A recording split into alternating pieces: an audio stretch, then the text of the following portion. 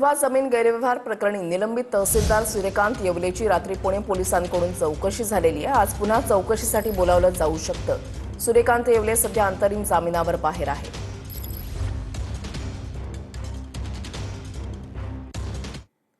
भूखंड घोटाळा प्रकरणी खडसेंनी सत्र न्यायालयामध्ये केलेला दोषमुक्तीचा अर्ज कोर्टाने फेटाळलेला आहे।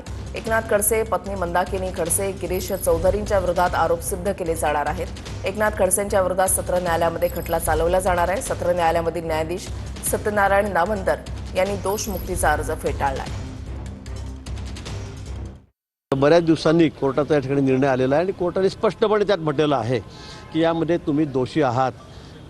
33 कोटी रुपयाची जमीन त्यांनी फक्त 3 कोटी 75 लाखात खरेदी केलेली आहे।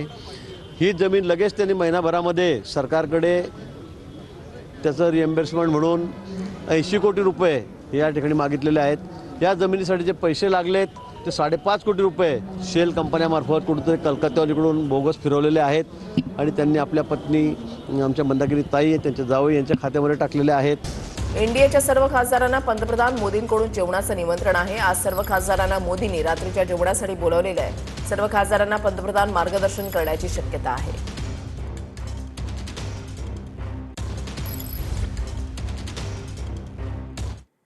कसली कॉलर टाईट आणि कसलं महापौरपद असं किरीट सोमय्या यांनी म्हटलंय। महापौरपद मिळालं तर कॉलर टाईट होईल असं म्हणणाऱ्यांना आवरा असंही सोमय्या यांनी म्हटलंय।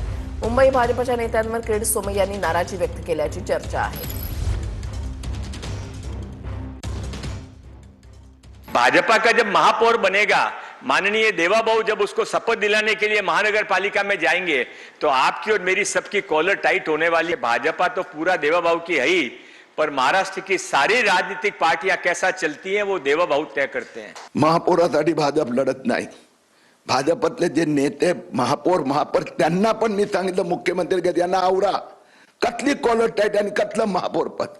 कोविडच्या काळात पण ठाकरे सेना कोविड मधून कमाई करत होती। 40,000 रेमडेसिवीर मातोश्रीवर जात होते। खिचडीची कमाई मुंबई जे 25 वर्षात ठाकरे सेनेने उद्धव ठाकरे सेनेने लूटमार केली आहे, डकैती केली आहे, त्या मुंबईला गरिमामयी मुंबई बनवणार। किरीट सोमय्यांचा कोणत्या नेत्याकडे रोख मी कसं शोधू असं मुनगंटीवारांनी म्हटलंय। तो नेता शोधण्याचा असेल तर पक्षानं शोधायला पाहिजे असं देखील त्यांनी म्हटलंय। किरीट सोमय्यांच्या प्रश्नावर सुधीर मुनगंटीवारांचं उत्तर आहे। मी कसं शोधायचं असेल तर पक्षांनी शोधलं पाहिजे।